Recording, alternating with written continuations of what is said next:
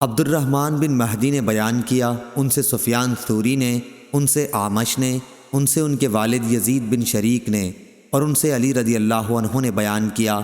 کہ میرے پاس کتاب اللہ اور نبی کریم صلی اللہ علیہ وسلم کے اس صحیفے کے سوا جو نبی کریم صلی اللہ علیہ وسلم کے حوالے سے ہے اور کوئی چیز شرعی احکام سے متعلق لکھی ہوئی صورت میں نہیں ہے۔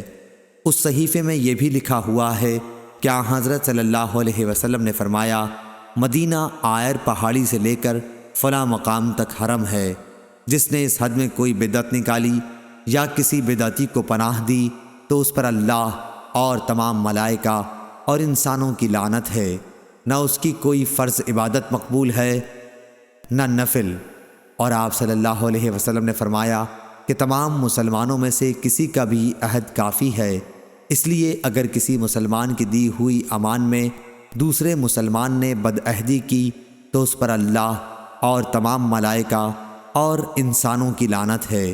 نہ اس کی کوئی فرض عبادت مقبول ہے نہ نفل۔ اور جو کوئی اپنے مالک کو چھوڑ کر اس کی اجازت کے بغیر کسی دوسرے کو مالک بنائے، اس پر اللہ اور تمام ملائکہ اور انسانوں کی لعنت ہے، نہ اس کی فرض عبادت مقبول ہے نہ نفل۔ صحیح بخاری حدیث نمبر 1870۔